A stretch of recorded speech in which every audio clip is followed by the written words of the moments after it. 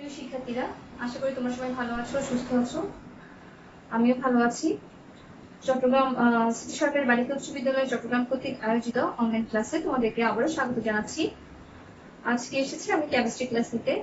Chemistry ক্লাসটা একদিন miss হয়ে গেল, কারণ গতকাল আমি অসুস্থ ছিলাম, যার কারণে ক্লাসটা নেওয়া হয়নি। তো আশা করি তোমরা সবাই ভালো আছো। ঠিক আছে, আমরা গত ক্লাসে পড়েছিলাম সপ্তম অধ্যায় রাসায়নিক বিক্রিয়া। তো রাসায়নিক বিক্রিয়ার আমরা একদম লাস্টের দিকে কিছু বাকি ছিল, রাসায়নিক সাম্যাবস্থা, রাসায়নিক নীতি এবং রাসায়নিক নীতির উপর তিনটা নিয়ামকের প্রভাব, অর্থাৎ চাপ, তাপ এবং ঘনমাত্রা। ওই নীতির উপর এইগুলোর প্রভাব কি প্রভাব, এগুলো সম্পর্কে আজকে আমরা পড়ব।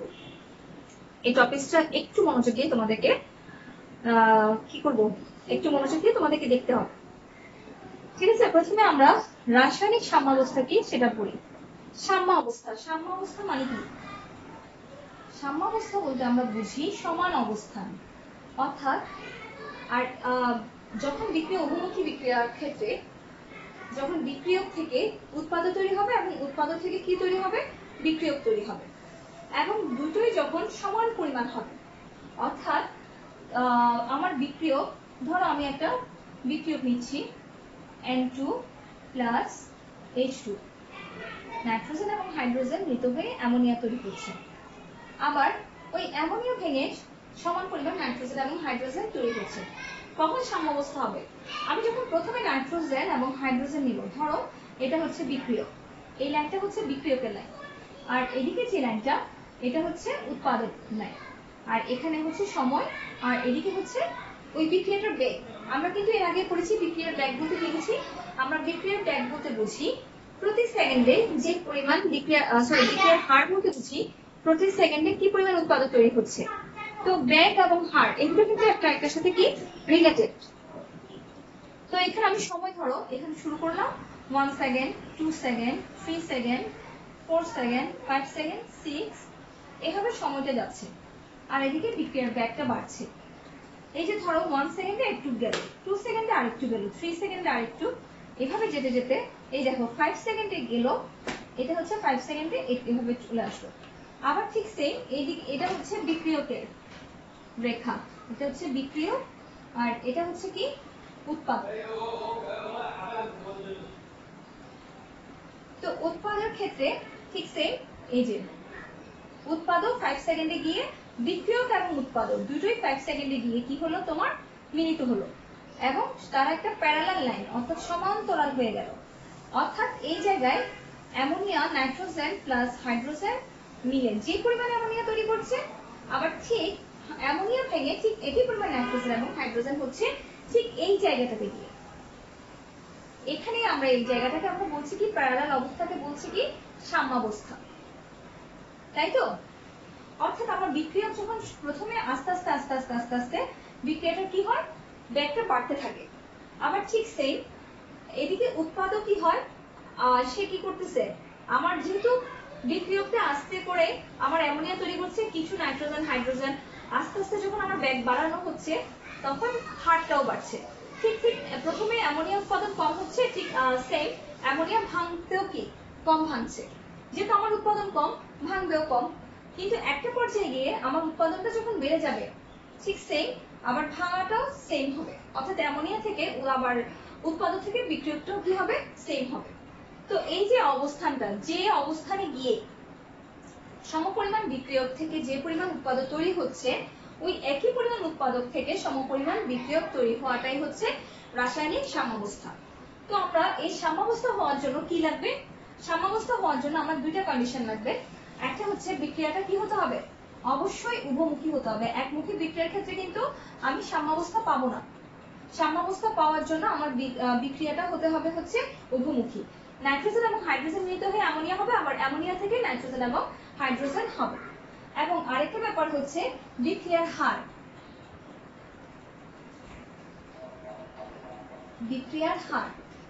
বিক্রিয়ার হার সম্পর্কে আমাদের একটা সম্যক ধারণা থাকতে হবে। আমি যদি হারটা বের করতে না পারি, তাহলে কোন জায়গায় গিয়ে সমপরিমাণ উৎপাদক তৈরি হচ্ছে বা উৎপাদক থেকে সমপরিমাণ বিক্রিয়ক তৈরি হচ্ছে সেটা আমি বুঝবো না। তো এই হলো রাসায়নিক সাম্যাবস্থা। তাহলে আমরা রাসায়নিক সাম্যাবস্থার কি ডেফিনিশন দিতে পারি, আমরা রাসায়নিক সাম্যাবস্থার ডেফিনিশন দিতে পারি কোন একটি উভমুখী বিক্রিয়া সম্মুখমুখী বিক্রিয়ার হার এবং পশ্চাৎমুখী বিক্রিয়ার হার যখন সমান হবে তখন ওই বিক্রিয়াটাকে আমি বলবো রাসায়নিক সাম্যাবস্থা। তাই তো এখন এই রাসায়নিক সাম্যাবস্থার উপর ভিত্তি করে লা শাতেলিও হচ্ছে একজন বিজ্ঞানীর নাম, তিনি একটা নীতি প্রদান করেছেন। তাহলে লা শাতেলীয় নীতি কিসের উপর বেসিস করে হচ্ছে? লা শাতেলীয় নীতিতে বেসিস করে হচ্ছে বিক্রিয়াটা সাম্যাবস্থায় থাকতে হবে। বিক্রিয়াটা সাম্যাবস্থায় যদি না থাকে, সমান অবস্থায় যদি না থাকে, তাহলে আমার লা শাতেলীয় নীতিটা কাজ করবে না। প্রথমত বিক্রিয়া উভমুখী হতে হবে এবং দ্বিতীয়ত বিক্রিয়াটা কিসে থাকতে হবে? সাম্যাবস্থায় থাকতে হবে। তাহলে আমি লা শাতেলীয় নীতিটা কাজ করব। লা শাতেলীয় নীতি কি?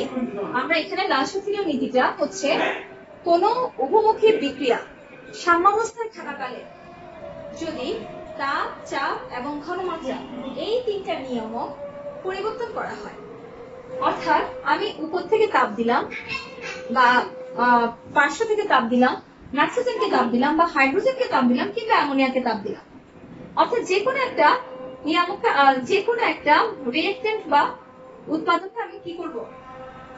তাপ দিব। তো তাপের প্রভাব, চাপের প্রভাব আমি চাপ দিব কিংবা ঘনমাত্রার পরিবর্তন করব, হয় নাইট্রোজেন কমাবো অথবা হাইড্রোজেন কমাবো অথবা বাড়াবো অথবা অ্যামোনিয়া আমি নিয়ে ফেলবো। অর্থাৎ তাপ, চাপ এবং ঘনমাত্রা এই তিনটি বাড়িয়ে কমিয়ে যদি দেখি কোন উভমুখী বিক্রিয়া সাম্যাবস্থায় থাকাকালে তাপ, চাপ, ঘনমাত্রা এই তিনটা নিয়ামকের পরিবর্তন এমন ভাবে হবে যাতে তাপ, চাপ এবং ঘনমাত্রার প্রভাবটা কি হয়? প্রশমিত হয়ে যায়। এটাই হচ্ছে লা শাতেলীয় নীতি। এখন তোমাদের কোয়েশ্চেন থাকতে পারে প্রশমিত এটার অর্থ কি? প্রশমিত মানে হচ্ছে নষ্ট হয়ে যাওয়া, অর্থাৎ বিক্রিয়াটা কি করবে? ঠিক সেম আবার সাম্যাবস্থায় চলে আসবে। আমি এক্সট্রা তাপ দিলাম, নাইট্রোজেনকে এক্সট্রা তাপ দিলাম অথবা পুরো বিক্রিয়াটার উপর অর্থাৎ বিক্রিয়কের উপর আমি তাপ দিলাম। তো তাপ দেওয়ার পরে কি হবে? আমার প্রথমে কিছু পরিমাণ সাম্যাবস্থা চেঞ্জ হয়ে যাবে, কারণ একটা সাম্যাবস্থায় তো ওরা বিক্রিয়া করতে করতে একটা সাম্যাবস্থায় চলে আসে। হঠাৎ করে আমি এক্সট্রা তাপ দিলাম, এক্সট্রা তাপ দিলে কি হবে? আমার তোমার লেভেলটা যে ইকুইলিব্রিয়াম ছিল, সাম্যাবস্থা ছিল, সেটা নষ্ট হয়ে যাবে, সেটা ব্রেকডাউন হয়ে যাবে। কিন্তু ওরা চেষ্টা করবে কি কিছুক্ষণের মধ্যে আবারও সেম আগের পজিশনে চলে আসবে। অর্থাৎ ধরো অ্যামোনিয়া উৎপাদন বেশি হচ্ছে, তখন অ্যামোনিয়াটাও তাড়াতাড়ি ভেঙে আবার নাইট্রোজেন এবং হাইড্রোজেনে চলে আসবে। আমি তাপের প্রভাবটা আর বুঝতে পারবো না। ঠিক তেমনি চাপও যদি দিই, আমি নাইট্রোজেনকে চাপ দিলাম, নাইট্রোজেন কি? ও আচ্ছা, চাপের ক্ষেত্রে একটা জিনিস মাথায় রাখতে হবে যে তোমার তিনটা জিনিসই কি হতে হবে? গ্যাসীয় হতে হবে। তিনটা জিনিসই যদি গ্যাসীয় হয় সেক্ষেত্রে চাপের প্রভাবটা থাকবে, বুঝছো? আর হচ্ছে ঘনমাত্রা, ঘনমাত্রার ক্ষেত্রে কি হবে? ঘনমাত্রার ক্ষেত্রে ধরো আমি নাইট্রোজেনের পরিমাণটা কমিয়ে দিলাম অথবা হাইড্রোজেনের পরিমাণটা বাড়িয়ে দিলাম, তখন আমার ইকুইলিব্রিয়ামটা নষ্ট হয়ে যাবে। কিন্তু তারা কি করবে? আবারও ঠিক 2 সেকেন্ড বা 3 সেকেন্ড পরে আবারও সেম অবস্থায় চলে আসার চেষ্টা করবে, অর্থাৎ সাম্যাবস্থা লাভের চেষ্টা করবে।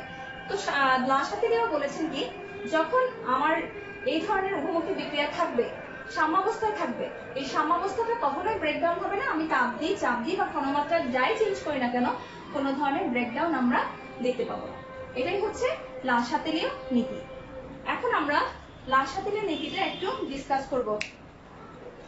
কি করবো? লা শাতেলীয় নীতিতে একটু চেঞ্জ, তাপের প্রভাব, চাপের প্রভাব এবং ঘনমাত্রার প্রভাব আলাদা করে করব। জাস্ট একটা মিনিট, আমি রিঅ্যাকশনটা আবার লিখছি। হ্যাঁ, যেটা বলছিলাম তোমাদেরকে যে আমি একটা রিঅ্যাকশন লিখছি, N2 + O2 = 2NO, ΔH এর মান হচ্ছে কত? 180 কিলোজুল। আমরা জানি ΔH এর মান যখন প্লাস হবে, দাঁড়া এই জায়গাটা একটু ক্লিয়ার করে লিখি, ΔH এর মানটা কি হবে? যখন প্লাস হয় তার মানে আমাদেরকে বুঝতে হবে বিক্রিয়াতে কি তাপহারী বিক্রিয়া।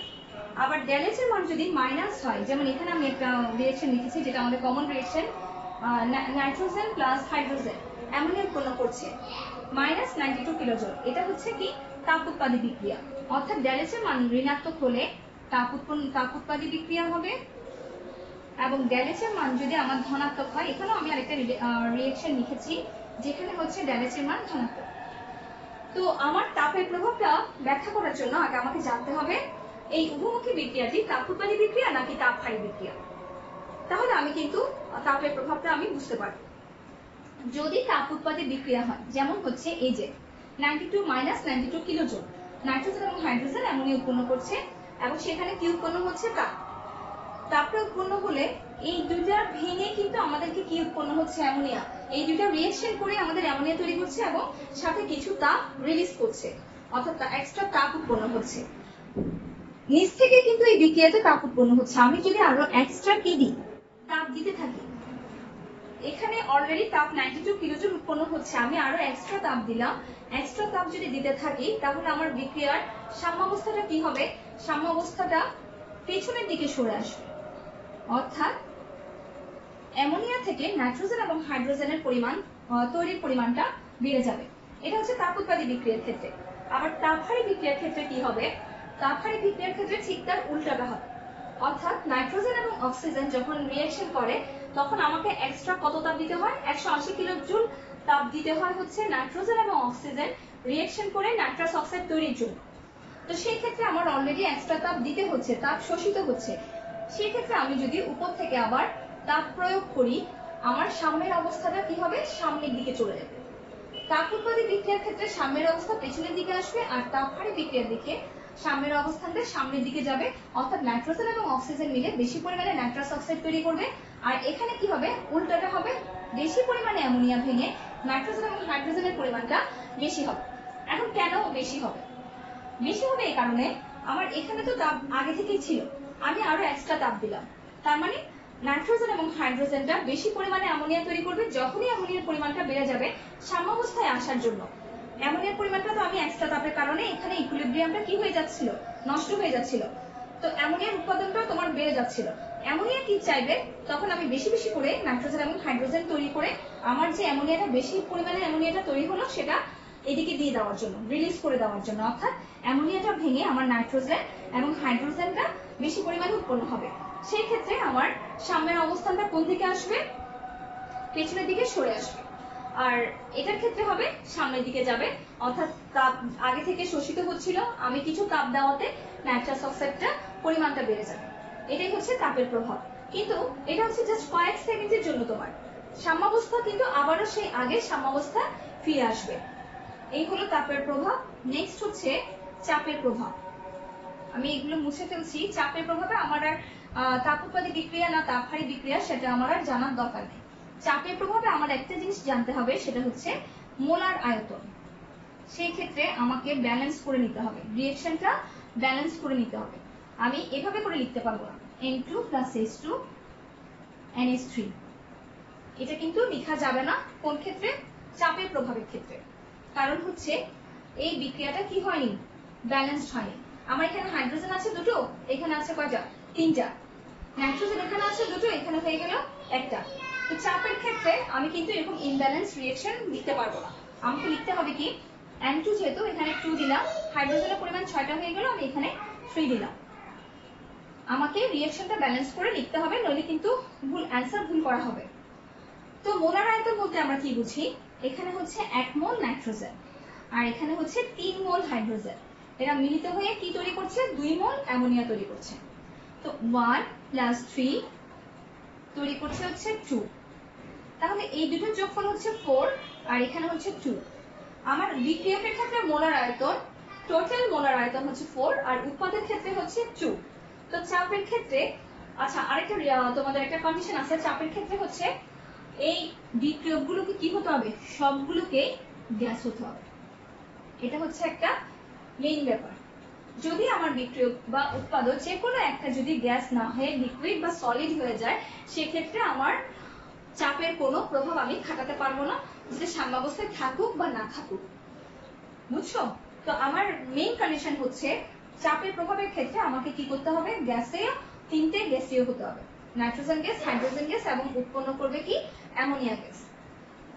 তো মোলার আয়তন যার বেশি হবে, ধরো বিক্রিয়কের মোলার আয়তন উৎপাদের মোলার আয়তনের চাইতে বেশি, সেক্ষেত্রে কি হবে? বিক্রিয়ক এবং উৎপাদের মোলার আয়তনে যখন বেশি, বিক্রিয়াটি কোন দিকে যাবে? সামনের দিকে অগ্রসর হবে।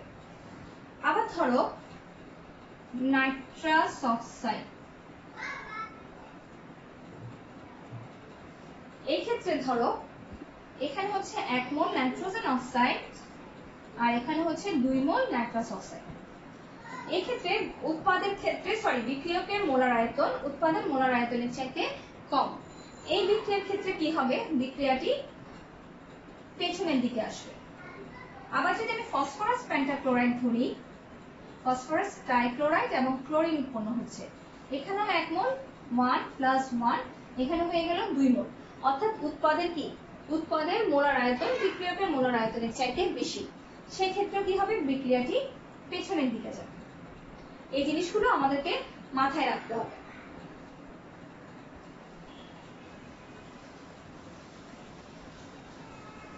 কিন্তু একটা টাইমে এসে ঠিক আবারও কি হয়ে যাবে, সে সাম্যাবস্থায় চলে আসবে। আরেকটা জিনিস, চাপের ক্ষেত্রে ধরো এখানে নাইট্রোজেন 1 মোল, অক্সিজেন 1 মোল, কিন্তু নাইট্রাস অক্সাইড হচ্ছে 2 মোল। তো 1 প্লাস 1 সমান কত, 2, এখানেও 2। তো নাইট্রোজেন এবং অক্সিজেন এই দুটোর ক্ষেত্রে যখন নাইট্রাস অক্সাইড তৈরি করে, নাইট্রোজেন প্লাস অক্সিজেন মিলিত হয়ে যখন নাইট্রাস অক্সাইড তৈরি করে, অর্থাৎ 1 মোল যোগ 1 মোল সমান হচ্ছে 2 মোল, এখানেও 2। এই ক্ষেত্রে আমার চাপে কি কোনো প্রভাব থাকবে না। অর্থাৎ বিক্রিয়কের মোলার আয়তন এবং উৎপাদের মোলার আয়তন যখন সমান হয়ে যাবে, তখন কি হবে, চাপের কোনো প্রভাব আমরা দেখতে পাবো না। বুঝতে পারছো? আমার শুধুমাত্র মোলার আয়তনের উপরে আমার চাপের প্রভাবটা থাকবে, কিন্তু মোলার আয়তন যখন সমান হয়ে যাবে তখন কোনো চাপের প্রভাব থাকবে না। এই হচ্ছে লাল সাথীলের নীতি। এখন হচ্ছে কি আমাদের থার্ড নিয়ামক, যেটা হচ্ছে কি ঘনমাত্রার প্রভাব। ঘনমাত্রার প্রভাব কি, আমরা আবার একটু ঘনমাত্রার প্রভাবের জন্য আরেকটা সেম আগের রিঅ্যাকশনটাই লিখি। নাইট্রোজেন প্লাস হাইড্রোজেন সমান হচ্ছে কি অ্যামোনিয়া। ঘনমাত্রা বলতে আমার কি পরিমাণ নাইট্রোজেন, কি পরিমাণ হাইড্রোজেন মিলিত হয়ে কি পরিমাণ অ্যামোনিয়া তৈরি করছে। আমি যদি নাইট্রোজেনের পরিমাণটা কিছুটা এখান থেকে নিয়ে ফেলি, নাইট্রোজেন যদি কিছু পরিমাণ নিয়ে ফেলি, সেক্ষেত্রে কি হবে, তোমার অ্যামোনিয়া থেকে আবার এই যে নাইট্রোজেন আছে না, সেই নাইট্রোজেনটা এখানে চলে আসবে, চলে এসে আবার সেটা ব্যালেন্স করে ফেলবে। আবার হাইড্রোজেনের ক্ষেত্রে সেম, আমি যদি কিছু পরিমাণ হাইড্রোজেন নিই, এই যে অ্যামোনিয়াটা তৈরি হচ্ছে সেখান থেকে আবার হাইড্রোজেনটা এখানে চলে আসবে, আবার নাইট্রোজেন এবং হাইড্রোজেন মিলিত হয়ে কি হবে, অ্যামোনিয়া উৎপন্ন করবে। অর্থাৎ আমার ঘনমাত্রা যাই থাক না কেন, আমি যদি নিয়ে ফেলি, হয়তো প্রাথমিকভাবে এখানে সাম্যাবস্থা ইমব্যালেন্স হয়ে যাবে, কিন্তু কিছুক্ষণ পর এই যে অ্যামোনিয়াটা সেটা ভেঙে আবার নাইট্রোজেন এবং হাইড্রোজেনে পরিণত হবে। তো যেটা বলছিলাম, তাহলে আমার সেই অ্যামোনিয়া থেকে নাইট্রোজেন এবং হাইড্রোজেন তৈরি হবে, সেই সাম্যাবস্থায় চলে আসবে। আমি নাইট্রোজেন নিয়ে ফেলি বা হাইড্রোজেন নিয়ে ফেলি, সেটা কিন্তু অ্যামোনিয়া এসে, অ্যামোনিয়া থেকে নাইট্রোজেন এসে নাইট্রোজেনের কাভারেজ করবে, আবার হাইড্রোজেন এসেও কি করবে, হাইড্রোজেনকে কভার করবে। অর্থাৎ আমার সাম্যাবস্থায় ঠিকই আবার চলে যাবে। এই কারণে লাল সাথীলীয় নীতিতে বলা হয়েছে, চাপ ঘনমাত্রা যারই পরিবর্তন করা হোক না কেন, তার ফলাফলটা প্রশমিত হবে। অর্থাৎ ফলাফলটা নষ্ট হয়ে যাবে। আমি তাপ দিলেই যে বিক্রিয়াটা চেঞ্জ হয়ে যাবে, সাম্যাবস্থায় থাকবে না, বা উৎপাদন বেশি পরিমাণ হবে বা বিক্রিয়ক বেশি পরিমাণে হয়ে যাবে, সেটা কিন্তু না। আবার ধরো নাইট্রোজেনের পরিমাণ বাড়িয়ে দিলাম বা হাইড্রোজেনের পরিমাণ বাড়িয়ে দিলাম, তাহলে আমার অ্যামোনিয়ার পরিমাণটাও কি হবে, বেড়ে যাবে। অর্থাৎ আমার হচ্ছে যদি আমি বিক্রিয়ক বাড়াই, আমার উৎপাদক বাড়বে। ঠিক তেমনি উৎপাদক একই টাইমে কি করছে, একই পরিমাণ নাইট্রোজেন এবং হাইড্রোজেন তৈরি করছে, কিন্তু আমি কি করব, অ্যামোনিয়া বাড়ানোর জন্য আমাদের অনেক সময় কোশ্চেন আসে যে লাল সাথীলীয় নীতির উপর ভিত্তি করে আমরা কিভাবে অ্যামোনিয়ার উৎপাদনটা বাড়াবো, তাই তো? তাহলে অ্যামোনিয়ার উৎপাদন বাড়ানোর জন্য যখন আমি নাইট্রোজেন এবং হাইড্রোজেন দিতাম, সেক্ষেত্রে কিন্তু ঘনমাত্রার একটা প্রভাব আছে। যেমন নাইট্রোজেন এবং হাইড্রোজেন দিয়ে আমি অ্যামোনিয়া তৈরি করলাম, এখানে ধরো আমি 5 গ্রাম অ্যামোনিয়া পেলাম। তো 5 গ্রাম থেকে আমি কিছু পরিমাণ অ্যামোনিয়া এখানে রাখলাম, 3 গ্রাম অ্যামোনিয়া আমি সরিয়ে ফেললাম, আর 2 গ্রাম অ্যামোনিয়া এখানে রয়ে গেল। তখন কি করবে, আবার সেই 5 গ্রাম করার জন্য আমার নাইট্রোজেন এবং হাইড্রোজেন প্রাণপণের চেষ্টা করে আবার 5 গ্রাম হয়ে যাবে। এভাবে আমি বারবার অ্যামোনিয়াটাকে কি করবো, সরিয়ে ফেলবো। সেই লাল সাথীলীয় নীতি অনুসারে সাম্যাবস্থায় কিন্তু আবার চলে যাবে, নাইট্রোজেন এবং হাইড্রোজেন বারবার রিঅ্যাকশন করে সেই 5 গ্রামে চলে আসবে। তো অ্যামোনিয়ার উৎপাদন বাড়ানোর জন্য আমি কি করব, নাইট্রোজেন এবং হাইড্রোজেনের পরিমাণটা বাড়িয়ে দিব, আর যে পরিমাণ অ্যামোনিয়া তৈরি হবে ওখান থেকে কিছু কিছু পরিমাণ অ্যামোনিয়া আমি সরিয়ে ফেলবো বিক্রিয়া থেকে, তাহলে আমি অ্যামোনিয়ার উৎপাদনটা বাড়াতে পারবো। তা ঘনমাত্রার প্রভাবটা কি, ঘনমাত্রার প্রভাবটা হচ্ছে আমি যত বেশি বিক্রিয়ক দিব ঠিক তত বেশি উৎপাদক পাবো, আবার উৎপাদক থেকেও ঠিক সেই পরিমাণ বিক্রিয়ক তৈরি হবে। কিন্তু অ্যামোনিয়াটাকে যদি আমি আলাদা রাখতে চাই, অর্থাৎ আমি যদি এখানে নাইট্রাস অক্সাইড বা অ্যামোনিয়া যেটাই হোক উৎপাদকটা যদি আমি পরিমাণে বাড়াতে চাই, সেই ক্ষেত্রে সাম্যাবস্থায় আসতে দিব না, আমি কিছু কিছু পরিমাণ আলাদা করে সরিয়ে রাখবো, তাহলে আমার অ্যামোনিয়াটা আমি এক্সট্রা ভাবে তৈরি করতে পারবো। আশা করি তোমাদের লাসাথিলের নীতিটা বোঝানো হয়েছে। তো লাসাথিলের নীতিতে কি কি মনে রাখতে হবে? লাসাথিলের নীতিতে আমাকে প্রথমে মনে রাখতে হবে যে বিক্রিয়াটা কিসে থাকতে হবে, বিক্রিয়াটা উভমুখী বিক্রিয়া হতে হবে এবং বিক্রিয়াটি অবশ্যই অবশ্যই সাম্যাবস্থায় থাকতে হবে। সাম্যাবস্থায় না থাকলে আমার লাসাথিলের নীতি কোনো কাজ করবে না। এবং 2 নম্বর হচ্ছে লাসাথিলের উপর তাপ, চাপ এবং ঘনমাত্রার কোনো প্রভাব খাটানো যাবে না। হয়তো একটা সাময়িক একটা প্রভাব আমরা দেখবো, সেটা কিছু সময়ের জন্য, তাপ দিলে সাম্যাবস্থাটা ভেঙে গেল, আবার 2-3 সেকেন্ড পরে আবার সাম্যাবস্থায় চলে আসলো। তারপর হচ্ছে তাপের ক্ষেত্রে আমাকে কি কি মনে রাখতে হবে, বিক্রিয়াটা তাপ উৎপাদী না তাপ হারি। যদি তাপ উৎপাদী বিক্রিয়া হয় সেই ক্ষেত্রে দেখা যাবে সাম্যটা পেছনের দিকে সরে আসবে, অর্থাৎ বিক্রিয়ক উৎপাদক থেকে বেশি পরিমাণে বিক্রিয়ক তৈরি হবে। আর তাপহারী বিক্রিয়ার ক্ষেত্রে সাম্যের অবস্থানটা সামনের দিকে যাবে, আমার উৎপাদক পরিমাণটা বাড়বে। এটা হচ্ছে তাপের প্রভাব। আর চাপের প্রভাব কি? চাপের প্রভাব হচ্ছে আমার তাও দুটো জিনিস মনে রাখতে হবে, বিক্রিয়াটা সাম্যাবস্থায় থাকতে হবে এবং বিক্রিয়ক এবং উৎপাদক সবগুলোই কি হতে হবে, অবশ্যই অবশ্যই গ্যাসীয় হতে হবে, লিকুইড বা সলিড হতে পারবে না, তরল অথবা কঠিন হতে পারবে না।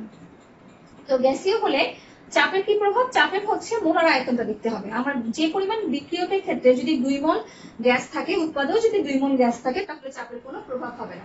যদি দেখা যায় বিক্রিয়কের ক্ষেত্রে 4 মোল গ্যাস কিন্তু উৎপাদক ক্ষেত্রে 2 মোল গ্যাস, এই ক্ষেত্রে বিক্রিয়াটা সামনের অবস্থানটা সামনের দিকে সরে যাবে। আবার উৎপাদক গ্যাসীয় যদি উৎপাদক গ্যাসে যদি মোলার সংখ্যাটা বিক্রিয়কের গ্যাসের তুলনায় বেশি হয়, তাহলে সেটা পেছনের দিকে সরে আসবে। আর ঘনমাত্রার প্রভাবটা তো তোমাদেরকে বললামই, আমি যাই শরীরে নিই কিনা উৎপাদক থেকে সেটা এসে কভার করবে। আর আমি যত বেশি উৎপাদক তৈরি করতে চাইবো, আমার বিক্রিয়ার পরিমাণটা তত বেশি, বিক্রিয়কের পরিমাণটা তত বেশি বাড়াতে হবে। এটাই হচ্ছে মূলত লাসাথিলীয় নীতি।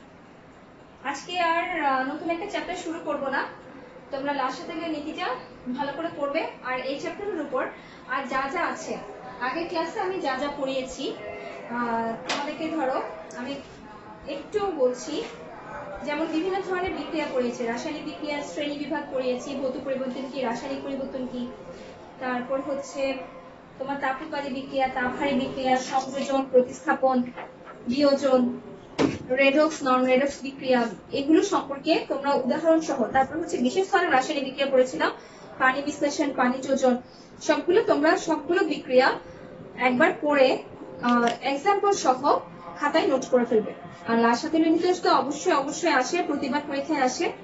নেক্সট ক্লাসে আমরা ইনশাআল্লাহ কি শুরু করব, ষষ্ঠ অধ্যায় শুরু করব। এটা কিন্তু একটা গাণিতিক অধ্যায়, মৌলের ধারণা, কিভাবে আণবিক ভর বের করা যায়, পারমাণবিক ভর বের করা যায়, তারপর শতকরা সংযুক্তি কিভাবে বের করা হয়, অর্থাৎ এটা মূলত কেমিস্ট্রির একটা ম্যাথমেটিক্যাল টার্ম।